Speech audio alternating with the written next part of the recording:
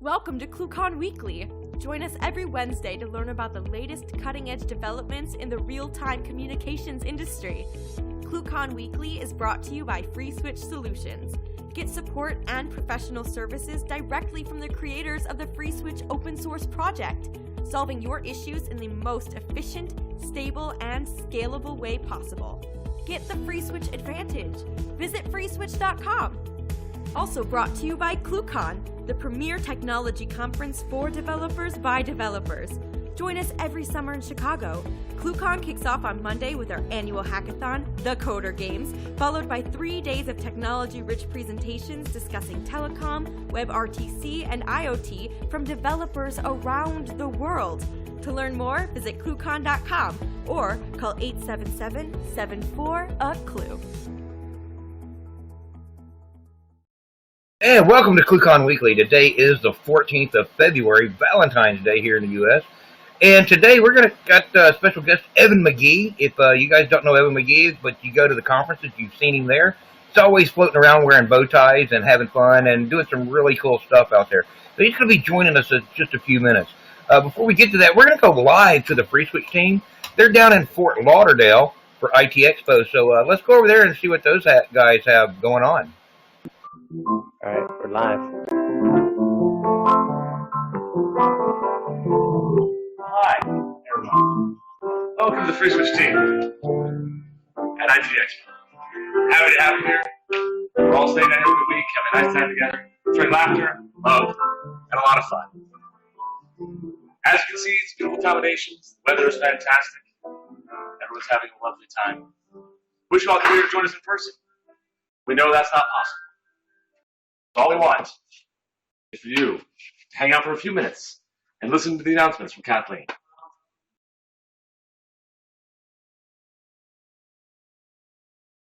Hello, and thank you for joining us today. ClueCon will be starting earlier this year. It will be taking place from July 23rd to July 26th, and you can register right now on ClueCon.com. Speakers, signups are open while you're there. Sign up. Submit your speaking proposals, get those in. You have until April 1st. Do not miss out. This is going to be a fantastic year, bigger and better than ever.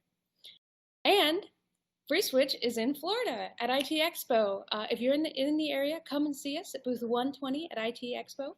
We've had a fantastic week so far. A lot of good training happened yesterday. We're very excited about. And stay tuned for some awesome announcements and emails about it. And back to you. All right, thank you very much, Kathleen. We're going to go over to Jersey Mike and Evan McGee, all the way from Fort Lauderdale. Mike, how you doing today? Great. Hey, everybody. Is the quality getting? That's the quality we got? It was HD. It was HD. Well, you know how browsers are. Give it a minute. It'll bring it into HD. Hey, everybody. How's it going? Welcome to ClueCon Weekly, right? You come to us today from the FreeSwitch Castle, which is our castle for 1 week only. Yeah, for one week only. We all feel like we're special people, and thank you to the people who built this place. And it's actually kind of an amazing house right here somewhere outside Fort Lauderdale. So it's hard to describe it. Like we'll be able to give you a tour later or something like that. But it's fun to be here. It's fun being here with everybody. Absolutely. Directly on the Intercoastal and direct connection to IT Expo. That's right. Just a very short boat ride away. That'll be amazing if you actually take a boat into IT Expo every day. I think that's actually a dream of mine. This is a conversation I had with friends back in high school, is that we've really made it when you can commute to work by boat every day. So that's a goal in life. Or go to a conference and take out 200 people on a boat tour. Yeah. Exactly. Everyone show up. Chicago, July.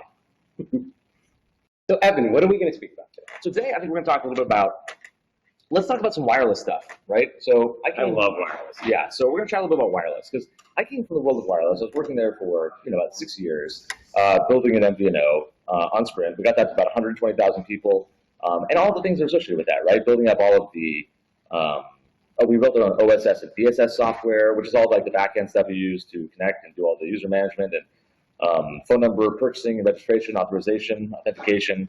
We did our own billing systems. We kind of built the whole thing soup to nuts because we didn't want to buy a full-on system like Amdocs, right? It's a very high upfront cost to install all that stuff. And you get a lot of vendor lock-in. We wanted to avoid that. And we were trying to do some more unique technologies using FreeSwitch, like in-call translation and things like that you couldn't do with existing systems. So we wanted to build it that way, and we wanted to do it in wireless because everyone has a wireless phone in their pocket. And so we thought that would be a great way to get access to the average consumer and really get like these advanced technologies in their pocket and working like in the real world rather than having to like go through sales channels of big enterprise, stuff like that. So working with a mobile carrier like Sprint. Yeah. How do you interconnect? Is it via diameter, or is it diameter API layers? And then what type of channels are you communicating? Sure. So they put us at we got a thing in Sprint that was called the Wholesale Mobile Integration Platform, and that allowed us to actually have the call traffic routed directly to us. So any dialed number through a Sprint phone number that was registered to Ring Plus would come through our servers, and we would proxy that. And then we could, get into the media stream to do the translation, things like that. So you had full call control. We had full call control. That's pretty neat. Yeah. In the U.S. it's very challenging. It's very tough, and it was very cool. And when we got that was like back in 2012, and there weren't too many people using it on Sprint at the time. One of the things Ring Plus did was do ringback tone replacement stuff as well for advertising and news, things like that. And they didn't even know if that would work. They didn't know if they supported early media or not. Like it wasn't in their specs. They'd not thought about it. So we had to prove to them that 183 video would actually work. But yeah, we have full call control, and then the diameter stuff was all on the billing side, right? There's a GUI interface we connect to get real-time billing data for the data portion, the mobile data, and that became really as from the change from like 2012 to like 2017 happened, mobile data became more and more important, as we all know, and that was a big thing there. Like we really had to focus on like making sure that data was rated, and then in order to offer innovative new products, you had to make sure a lot of it was based on billing. Like how do you bill certain amounts for certain pieces of data? You do buckets, do unlimited, then cap them, and then throttle, other weird stuff like that. And that becomes very challenging. It becomes very challenging. You have a lot of algorithms constantly running. You have to do a bunch of like breakage on people who are using too much versus who are using too little. You can get in trouble if you say the word unlimited, but you don't give unlimited. So you have to be it was like a lot of very fine lines you had to walk to try to give. We try to give as much as possible. And there's always a difference between the terms and conditions and the actual billing layer, and control layer. Yeah. So that must have been quite a challenge because I guess in traditional telecom it's relatively easy to do real-time billing, but when you start getting to a data stack and start calculating data, it's a little bit more challenging. And so how did you address those types of specific issues? So we tried to address it in a couple different ways. We had access to things like we did some session-based. You can do session-based billing, right? Where we weren't given access to necessarily, and of course they can't tell like what sites they're accessing. But we would know that you started a mobile data session at XYZ time, and that you did not stop until GFK time. And so we would use that like, that's one session that used about 57 megabytes, whatever it was. But this gets in like zero rating, right? If you're going to zero rate, how do you start zero rating places like Netflix only, right? Building those sort of like mobile data control stuff in there and the billable interfaces for that, it just gets very complex very quick. And it all depends on what the underlying carrier will give you, what kind of data they actually give you. The GUI interface did not give us as much as we would need. And the other way we got billable data was just via FTP drop files. Like they would just SSH it, drop a file, like to parse that, suck it up. And then there was a lag there, right before the absolutely. That's terrifying. Dude, it was horrifying. Every 5 minutes to like man, a configurable time on that. I think as fast as every 5 minutes you get a drop. You got to suck that in, parse it as fast as you can, assign it to an account, debit the account, and by then they could use as much as they wanted. That's assuming you got that feed that the actual data was correct and like the feed was on time on their side, which was not a guaranteed thing. So. Everyone did their best. Just there were a lot of like very sticky points that happen occasionally, right? Yeah. So and people could, that was frequently. And then, talking about like how every once in a while there's a blip. Yeah. You got a blip at one point, right? Oh yeah. When we had that sort of API traffic, we just there weren't enough rate controls in the system. There were no rate controls built in, so we were generating a lot of traffic and we overloaded a bunch of API commands or queues. And it took a while to flush those all out because, again, a lot of the stuff we were interfacing with, we were using like very web technology stack, right? Right, and this is your classic cache where there's a problem with cache and just dump all the data and start over. Exactly. Because that lost data equates to user accounts actual and activation. Exactly, activation attempts, and like there was real stuff there, so they couldn't do that. And so it was also trying to match like kind of old world, wireless stuff from like the early 2000s with like web tech from like 2015, right? We were just very very cruddy, very rusty, sending stuff as fast as we could, and their stuff was not built to do that, right? It was built to not handle that. So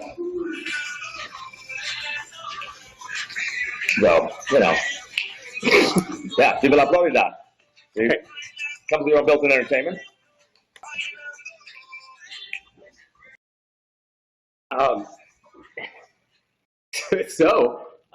There's more than one channel, and this is one of the things that's always kind of gained my interest, and I get different responses for different people, and I guess when it comes to that that whole realm, different carriers maybe allow different levels of access, and so there's like private access channels that are used for like voicemail and like traveling between towers. Yeah. What's that called? It's like it's a four-letter term, I think, or something. You mean like that.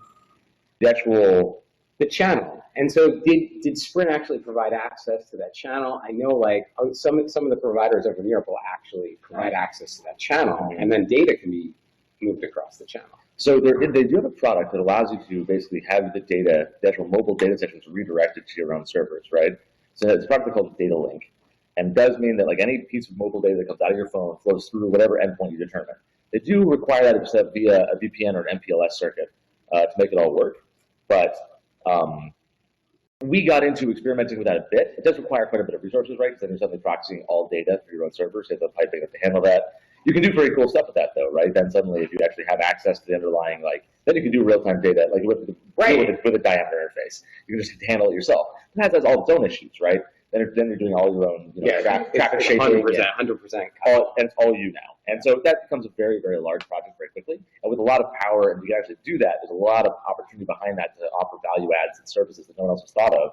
But you do have to have that infrastructure either built or in place. So there's some good stuff there. Yeah, I mean, it's a really exciting. I think that is kind of the future of where things can go. And so you were very fortunate because you actually had diameter access. That made things inherently easier. But now, it's my understanding at least, like a lot of the providers like Sprint and T-Mobile, they're like trying to do it via APIs. Yeah. They're restricting the diameter access. Because diameter is tough to work with, right? That's the answer, is that no one wants to stand up a Camellia with with like a diameter interface and make that all work. It's too complex. And that's kind of the thing with all of telecom right now, right? That's why it's all moving to APIs, is that the entire space is basically a little bit too obtuse and difficult for the average web developer to understand and get into. If they want to recreate, a lot of them want to do click to call stuff or something like make a phone call or send SMSs, right? That's where Twilio and those guys have succeeded because they sort of wrapped a simple API around very common things. But now we're getting to the state where people are trying to build iOS apps and Android apps with built-in native video streaming and WebRTC, and it's just not, that stuff is not there to do it well. And it'll be really interesting to see how that stuff becomes more normalized and how it's going to affect the underlying telecom layer. Yeah. And so how do you think that's going to end up, affecting the way we communicate as a whole in the future? I do think it's going to go more towards a federated mesh system in the sense that you're going to have people, you're always going to need a dumping point out to almost at least common denominator, right? So everyone will have their phones on them. You see now advances in things like CallKit, where the actual way we're communicating through our devices is becoming more integrated to the point where you might not even understand what you're using to talk to somebody. Right. All you'll know is I want to talk to my friends on Discord, or I want to talk to my family on WhatsApp who lives in Europe, or whatever you want. And so you just almost your device knows what application to use to talk to them. So I think that the people in traditional wireless telco were scared by the idea of there's always going to be a phone number attached to somebody. You got to have a way to reach them. You want to use the doctor example. You need some form of unique identity. You do need some form. That's for sure. But you definitely their thing was you don't you want to have to open up an app to talk to your doctor. And the answer is actually I don't mind opening an app. If I have to open the Kaiser app to talk to my kid's pediatrician, that's great because I don't need to know them. Right? I don't need to know what their phone number of their office is. All I need to know is the app can route me to where they are at any given point, and gives them more control too, in the sense that that. So I think that the idea that you actually have to have maybe a unique identifier is something just more of let's assume that like, this is all at some point all federated, right? Based on a phone number you get, it's just like a UUID, right? And so we have, 2 to the 128 of those hanging around. And you just assign that to a person when they first log on. And then there's some identity verification stuff in there. But assuming that could be also distributed around, that could just be you. And so you are just you on every different platform, and if they could all talk to them in sort of a federated way in the back end, and who knows? You have to incentivize that somehow. But and GSM uses authentication via SIMs in a very similar way. Yeah, exactly. So, but man, it would be cool if there was like some form of API that kind of like tied it all together, right? Yeah. And so what happens is you just leave that call control to the people that kind of really understand how that stuff works. Yeah, because I don't think most developers that I've talked to, this includes me a lot of the time, don't really necessarily care about whether or how it gets there, right? They just like I need to open up a video chat, and that would be really cool if I could do X, Y, and Z. Or I want to do a phone call, and it has to be able to reach the following 5 people, or whatever else. They don't care how it works. Maybe it's only inside their app, maybe it's not. But wrapping all of those in an easy-to-consume manner is really, I think, critically important for the future of like communications and real-time communications in general. Well, yeah, and not only that, it's where it works too, because there's a lot of people that do telecom exceptionally poorly. Yes. Right. Yeah. Some big companies do it very poorly. So the matter is, really kind of working with people that do it the right way. Yeah. Right? Yep. And that's why FreeSwitch is such a great project, right? That's why I really love working with these guys, because FreeSwitch does it all the right way, right? And as things like Chrome go forward and WebRTC evolves, I mean, the specs break, Chrome will break, something will change, Kafka won't work, and then guys like Tony show up and will actually fix FreeSwitch to then work with the broken version of Chrome as well as the actual spec underneath it. So he actually keeps up to date with, as everything's moving and progressing forward, FreeSwitch is one of the few projects that really keeps up to date with that at all times and really makes it possible to do all this stuff. And what's always amazing me is the process flow at which that stuff occurs. So it's the speed at which the items are identified and the intelligence at which they're addressed and resolved and in certain cases built for certain use cases, and they are to identify specific problems that may or may occur for that 1 in 1,000 use cases. That's right. Yeah, and that's why FreeSwitch is such a powerful piece of software that does address it's such a unique project in the sense that it solves problems for so many different kinds of people and potential business issues that I don't know of another project that does so much on the communications layer. A lot of them are more targeted at one specific thing, or have modules like Torrento or something like that has you can build it to be whatever you want it to be. But FreeSwitch just is all of that already, and it's architecturally thought out in such a way that it all kind of hangs together nicely because it's because Tony has sort of engineered it over the last 12 years to be an actual real framework that makes sense, and not just just jamming things onto the side and making it sort of a big big hodgepodge. So what type of IoT use cases did you get to see? Oh man, there's all kinds of IoT use cases. And there's I think a good example is the Ring video doorbell. That is right. Yeah, that's FreeSwitch on the back end. Stuff like that, right? And so the funny thing about it is that a Raspberry Pi or some variant thereof?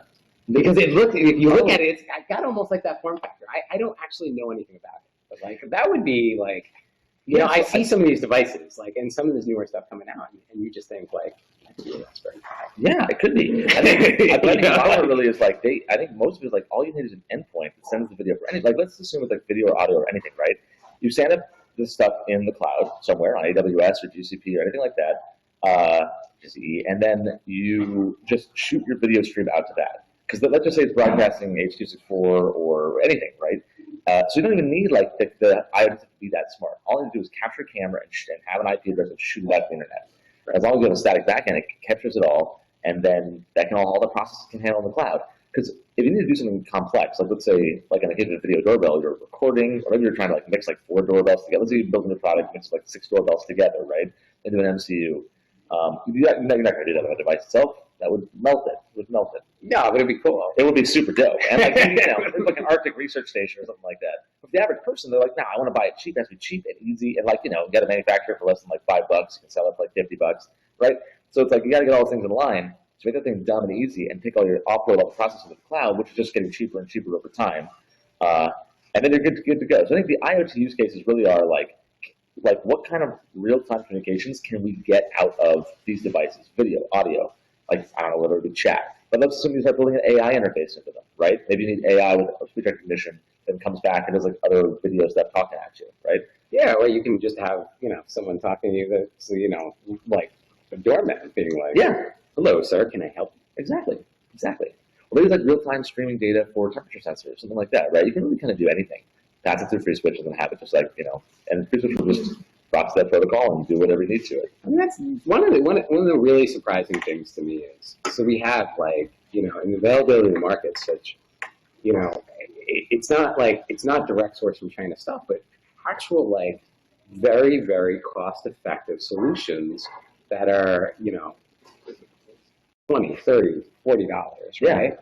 And it's essentially a computer. And people, you would think that as you walk down the street, the Raspberry Pis would be hanging all over the place. Yeah. Right? Yeah. Like going to people's houses, Raspberry Pis everywhere. But it didn't really happen. Why do you think that is? I don't know. Yeah, I think people are intimidated by technology, Mhm. right? But more than anything else, there's more work. I mean, why do people use a product like, the doorbell? Yeah. Right? And Sure. it's like, I don't even know what the price point for it is, but you can essentially build something relatively similar. Yeah. For, $35. I think, I think the underlying question there really is like, do people feel comfortable with the technology? Do they feel comfortable with the stack you would need to then like implement those things, right? For us, I feel like, and for anyone really watching probably, it's like this is something you can easily intellectualize, like, oh, camera module plugs in here, you write the code to like stream it to the server. Right there, you've lost like 99% of most people. Like, that's you're already way too tough. But like it, like you need. Do you actually ever try to connect the camera to a Raspberry Pi? No, I've never actually tried. It's like pins and needles, right? Like if you don't put it on exactly the same, it's destroyed. Yeah, exactly. It annihilates itself. I have only seen people try, and I'm like, ooh, that didn't work. But it hasn't got that much better since since I was doing robotic stuff back in like 2003, 2004. And like, it's just funny. What people really want is a little thing like push a button. It lights up, the ring goes amber if Wi-Fi is not connected, right? It shows up on their phone. They open their app. The light goes green when the Wi-Fi is connected, and they mount it on their wall and they walk away. And I think that's the level to which people want it. They want it to blend almost Star Trek style seamlessly into the background. That's one of the things I kept complaining about the new Star Trek movies versus like Next Generation or even whatever. Is that like when Kirk is running around in, I think it's the first one, where he's like running around in the engine room of the Enterprise and like stuff's falling out of the ceiling. It's like he's in a giant underwater submarine, right? It's like tanks falling, all kinds of stuff happening. And my issue with that, I was like, no, the technology in Star Trek is supposed to be like integrated into everything. Like, when Spock goes to like repair, when he goes and sacrifices himself. Is Star Trek not real? We'll take a short break while Mike's brain stops exploding. It could be more real. We can make it more real. That's the goal. The goal is to make it more real. Because I want it to be integrated into the background. Does FreeSwitch run inside it? FreeSwitch actually is what powers the Enterprise. You didn't know that? that lithium chamber is running. That happened in IT. It's running FreeSwitch 10.3. Just take that lithium in one side, takes the antimatter on the other side, and you get a warp bubble. Weird. Right. And I remember back in the day, you'd see like, associations like, registering from a SIP profile is like the Enterprise as opposed to like doing it in the XML, which is like the shuttlecraft. This knowledge can just keep going. I like this. Yeah. So I think that's just the way that IoT stuff is really exciting. In fact, I think IoT is going to be is a really fun area to explore. I know like people are trying to do distributed computing right now too, right? Computes.io, you'll plug with them. Yeah. Chris and those guys. It's a cool idea that you can use latent CPU and GPU around the world in random devices to then do random compute tasks. I like that idea. How it's going to shake out. Someone wakes up one day and is like, wait a second, this is taking up my CPU. And actually it's more like a virus. I think it would be more like you'd have it as I would only want it if I had like an IoT device was like barely using whatever, and I could get compensated for that somehow. Right? Either the device was free. I remember there was guys back in the day that somehow there was like a worm and it installed like Bitcoin mining rigs on computers. Didn't someone just say like Salon.com? Don't quote me on that. It's one of those websites though. Now has like an actual like crypto mining in the browser. If you block ads, they mine crypto while you're on the site. I just read about this like a day ago. That's awesome. Yeah, I was like, great, good for you guys. Yeah. I think somebody did the calculation though, and it would take like just a ridiculous amount of time to actually mine like 1 or 2 pennies. So it wasn't really worth it. Right, but in the end, they're inconveniencing the browser. Exactly. Right? And what they're doing so is it's like, because we're not getting revenue for ads, we're going to slow you down. Or slow you down, or we're going to basically convert your battery power into our money. We're basically like taking electricity from you and turning it into our cash. That's how I think about it. They're moving electrons into cash for themselves, which is whatever. Well, they could be better off at some other coin basis. I agree. I mean, but then, we can talk about crypto at a different time, and very other interesting weird thing. Yeah, so I think it's I'm just excited about the democratization of all this telecom real-time communication stuff going forward. I think that's really going to be a huge driver of new services and new innovation. I mean, so I was talking about the HQ trivia stuff, right? You can build an app like an iPhone app that has like broadcast quality video that can scale to a couple million people at once, and then like real-time chat below that, and like it makes those ideas and concepts a lot more tangible for your average developer. And that's what we really need to do, is incentivize those people who are just like, oh, I have a cool idea, but it requires video. It's all they know. They're like, I need a video stream. It's like, cool. That should be as simple as like a drop-in thing. Like, just do this. And they're like, oh, now my thing blew up on the iStore, but I don't want my infrastructure to fall over. So, so it's almost to a certain extent, it's like platform enablement. Exactly. You get the guys that get the really cool ideas, some really bad ideas too, right? all ideas are bad ideas until someone bites. Yeah, right? it's true. It's Yeah. true. And the company sells for like $1 billion. Yeah, right. Yeah, that's so much money floating around. Yeah, so you never know. Like, you never know whether the idea is good or bad until it really hits the market. And there's just somebody out there that can do it. Yeah, exactly. That's why you just got to throw things at the wall and see what sticks, right? Classic model. It's like those kids that what were they? They went to Rutgers, right? Mm-hmm. And so they wanted a little bit of an edge at World of Warcraft, and they dropped the internet. They did? I did not read about this, really. There was some story like that. That'd be amazing. Yeah, so what they did was they used a little bit, I think it was older technology in order to create distributed denial of service attacks. Okay. And they did it. They targeted the DYN service. Yeah. And didn't realize the implications of what they were doing because they used a little bit of older technology. They found that there was more modern devices that were a little bit, they weren't building security models on that older stuff. Yeah. And it turned out to be very successful, and they put massive amounts of data. Like, oh my God. Unbelievable amounts of data. I love college kids. There's so much free time. I miss those days. I miss those days of having unlimited free time. Yeah, like, we're at college, let's play video games, and occasionally take down the piano. Yeah, why not? I mean, get nothing else to do. Do that, have a beer, just kind of hang out, maybe learn some stuff. Man. Yeah, I wish I had that kind of free time these days. No, it's busy. Yeah. So, back to mobile. Yes. What other types of use cases you got? Like that's always like, see, it's the things that for me that were always a real interest that are outside of like, I really just kind of want a cell phone. Yeah, sure. And I want to save some money. I mean, that's good, but like. So I mean, they're really hot. They're really hot now, like you're saying, mobile fleet IoT stuff. Like they're really hot on that. They really want that. Yeah, I understand there's a port in Germany somewhere where there's a high level of automation with moving around the containers. And so like that's all done through IoT applications. Exactly. Well, I mean, things like, WhisperNet and Kindle, that kind of stuff is all like, considered IoT, right? These are always on devices that have a baked in cost to the product and then subsidize the wireless service for the life of that device. And so they want to set up more things like that. The idea of getting wireless into everything. The problem is, again, like backhaul, that kind of stuff, the towers, right? So you can't have, they want low bandwidth usage, lots and lots and lots of low bandwidth usage devices. But they need it all, at least in this case of, let's say, like they wanted to move more to LTE and that those band frequencies. They don't want to keep supporting old like 2G networks, right? Even though they don't cost much. So you're going to see a lot more stuff. The problem is the chipsets are also a lot more power hungry, right? So there's a lot of trade-offs there in terms of what you're going to do with the actual hardware you're building and how you want to connect it. And then, to be honest, we're like, well, I'll use Wi-Fi half the time if it's static in someone's house. So, but on the front, you can do lots of, the mobile side is really exciting because it really is just like ubiquitous, right? It's like ubiquitous everywhere. You can have things that move between, in and out of buildings and tracking, and like, you can do everything from, it has a built-in GPS then, so that you can actually get real-time tracking. And that's where the fleet telematics comes back. but they're looking for more opportunities like that. I mean, fleet and that kind of is like the big thing they're chasing. Healthcare is one now, right? Where if the Wi-Fi is kind of spotty in the hospital, they could just like have it all be cellular based, right? Because actually the quality of service can be guaranteed to be higher. So they just put base stations nearby. Microcell stuff, where they could do like sort of internal, or even create your own network out of nowhere. Yeah, we got some friends working on that. Yeah, right. Yeah, and so then like even white space networking. I mean, that's all things that they're interested in. But again, these guys, like the traditional, particularly the U.S. telco players, the mobile telco players, have huge infrastructure investments and costs, right? And they want to leverage that for as long as they can. They don't want to give that up. They have a lot of vested interest in keeping that the way that it is. So trying to innovate internally in there is a little bit difficult because you will encounter resistance.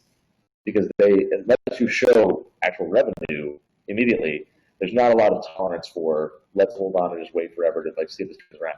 Like internet company style, where you can lose money for a bunch of years, that's not really a thing. They don't want to see that. They want to see instant positive revenue traction. And if you can't demonstrate that, then it's sort of like, well, we'll move on to the next thing. Yeah, almost like failure rate redundant. Exactly. Right? Well, and the mind is wrapped around like for a long time I was like, well, why don't we just do I wanted them to sell or somebody to sell just plug-inable like SIM cards or CDMA chips or like pies, right? Why not have like a whole like IoT division set up where you can just have those chips that's ready to like plug in and just like it's a simple API call to register your device and all the data comes to you to an endpoint like set up by you, right? It's not a big deal. You make that very simple, charge them a couple bucks a month for X amount of megabytes for your little like robot that walks around.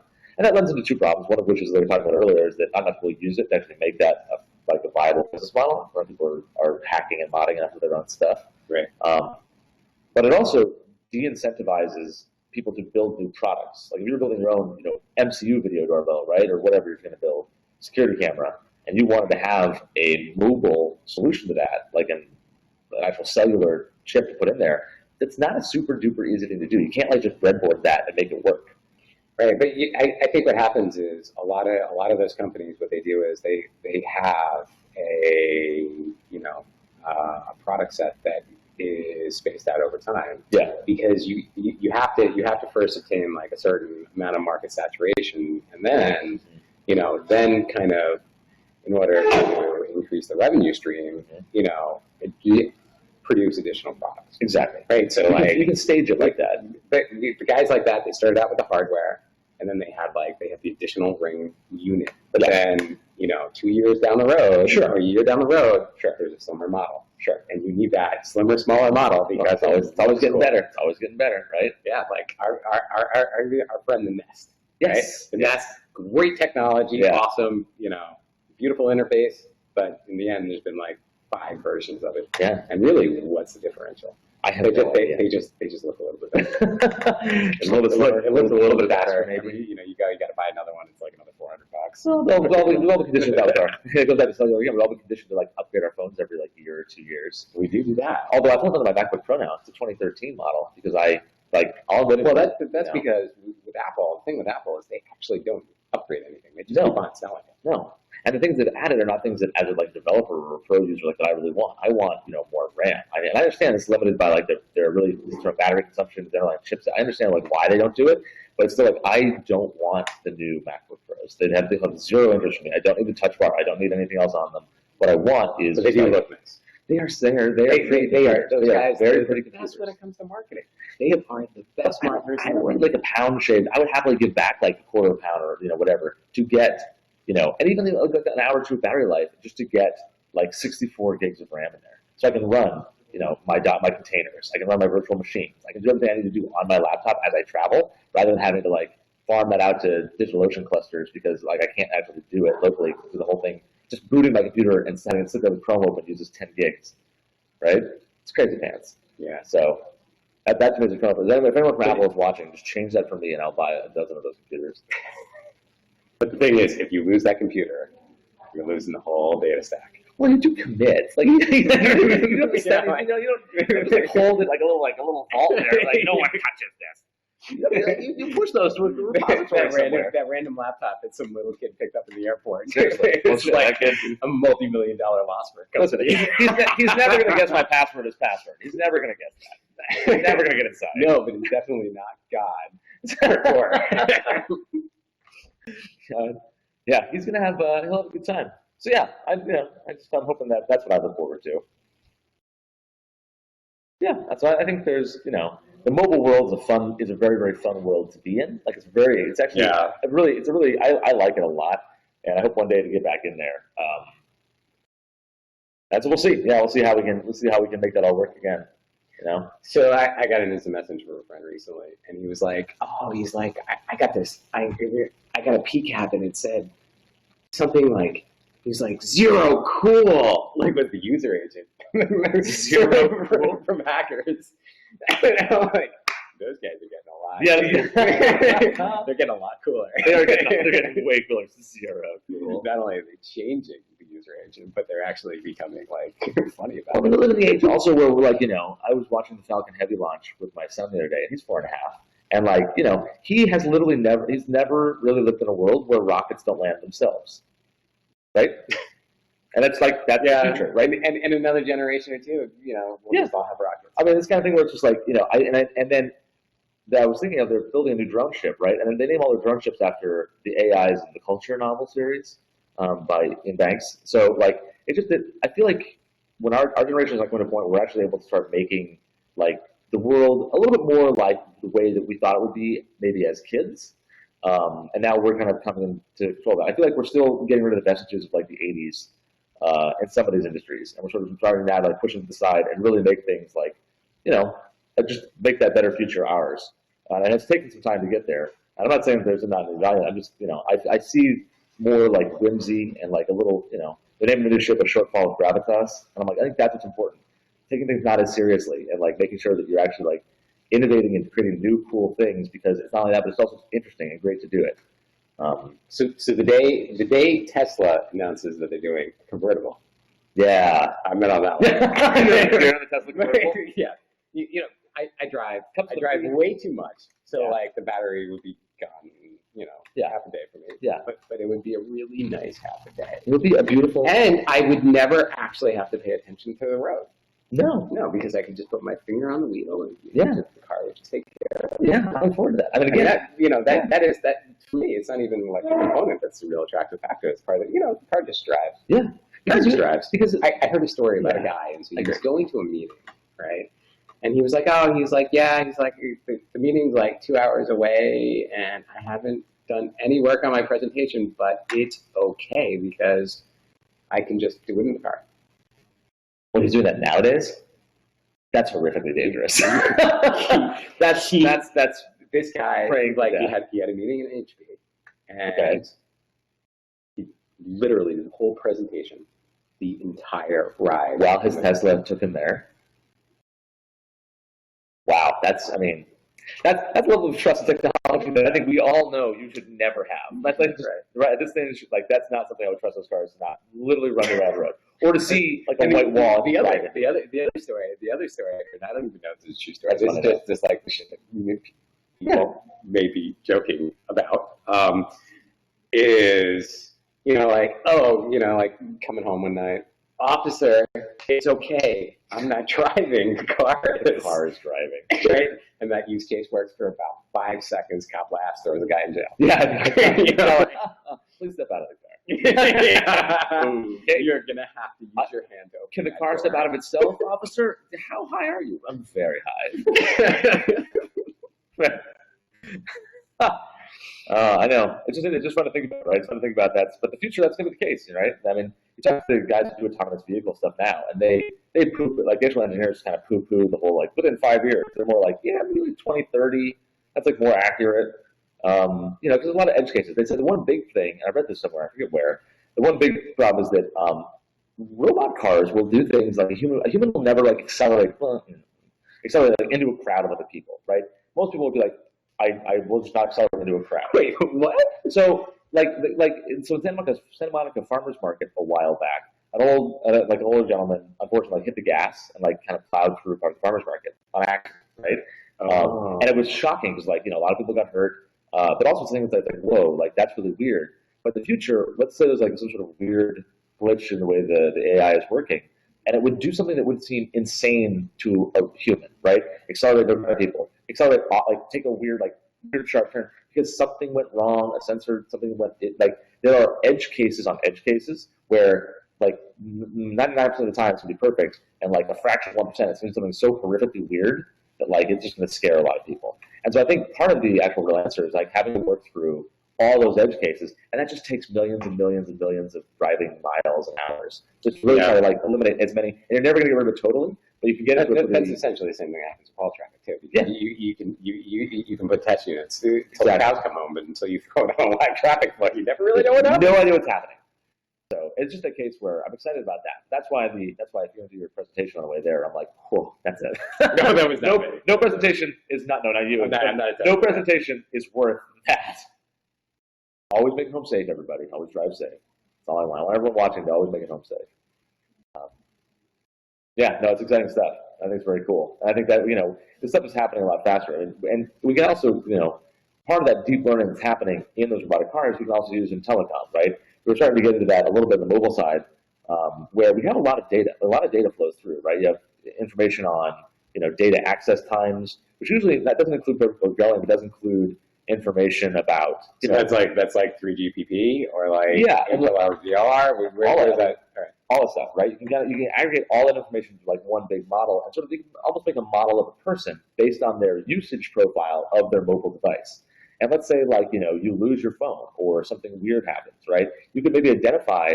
Let's say you're like a grandmother that like suddenly like stops looking or using her mobile data. She uses it for like 2 hours every day looking at Facebook or whatever. But you always see is that's going, and some of that stops, right? You're like, oh, something's weird here. Netflix does this, right? Netflix, if you watch a bunch of shows in a row and then you stop, or you binge like kind of what they call like a depressing series, they'll actually like send you a note, like an email or like a ping, and be like, hey, are you all right? Like, if you every day you watch, some people are like religious, they watch like one Parks and Rec every day at 3:30, and if that doesn't happen, they do that for like a year, and suddenly it stops. They'll actually like reach out and be like, hey, like just want to make sure you're okay. We just like. Well, it's the processing of that big data that's the real challenge. Yeah. It's easy to take all the data. Exactly. It's hard to process it and turn it into usable information. And trying to think of the questions you want to ask. And I think as telecom people, we can actually look at the data we have and stop thinking about it just simply like anti-fraud, all the things that we normally think about, and start thinking about it more holistically in the sense that we have a lot of information on people and what they're doing and who they're calling, and like what kind of interesting questions can we ask of our data that we can then you can maybe make that into a product or a service or something else. But there's a lot of really cool and interesting deep learning applications inside because we have just a torrent of information constantly flowing through. How long people are talking, who they're calling, who's calling where, what time of day. Does that map to like an influenza outbreak? Stuff like that. You can really like start mapping it to external API services. Like, was there an earthquake? Those are simple examples. But you can do a lot more creative things with it, and I'm really interested. Right. Even like the thing is like just doing an alert system based on an API. Like you pull in a certain amount of data, and then just a quick notification SMS to all the people in the immediate area. Exactly. Or you could even do it for like even like a more banal use case would be like you see a lot of texts about something like suddenly your API for SMSing just kind of goes nuts, and I see that correlates every week with like a certain like character on a TV show that shows up, like a Dawson on a Dawson's Creek. I have dated myself, but like he shows up and like there's something people are texting about it a lot, and like, oh, okay, like engagement from these people about this one character, this one show, that's valuable information to a lot of companies, right? Who would want to know that, but you have to then like kind of like try to put it together, like why are we seeing like a traffic here, what's going on, and be able to look outside of your realm. But then those APIs are available for other shows, right? With like scheduled timings around the world, that all this stuff's kind of now all that data is available. Just about asking the right questions. Right. And I think anyone in telecom right now has so much data to leverage that they should be asking themselves, what else can I do with this? So before you were talking about white space. Yeah. So tell me more about that. The white space in the US? Yeah. It's just the unlicensed band, right? You don't need a license to actually operate inside of it. So I forget what the actual frequency range is. It's like. Oh, was that it was the military band that they gave up? Was it? I forget exactly where it came from. Maybe. But it was like it wasn't in the gigahertz. It was in the high megahertz. No, this wasn't in the gigahertz range. Pretty sure. Someone fact check this for me because I don't really remember where it is. I don't think there was a megahertz one. Is there?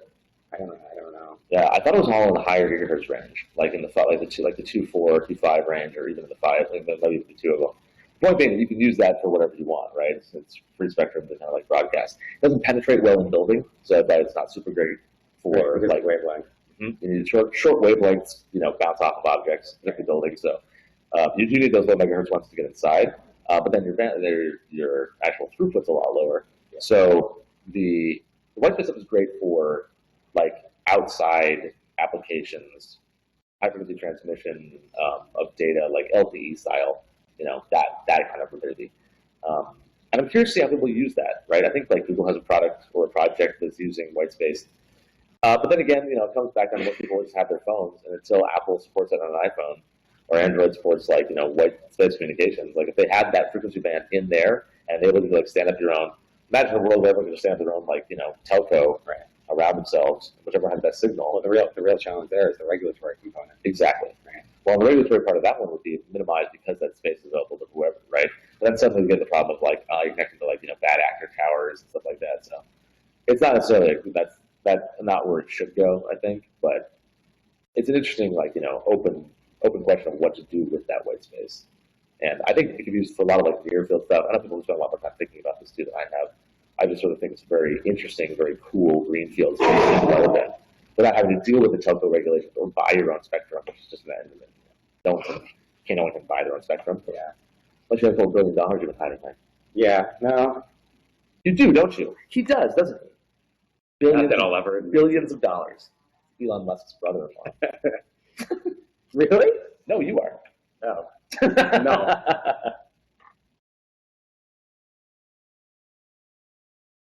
Okay. Well, thank you guys for calling in today.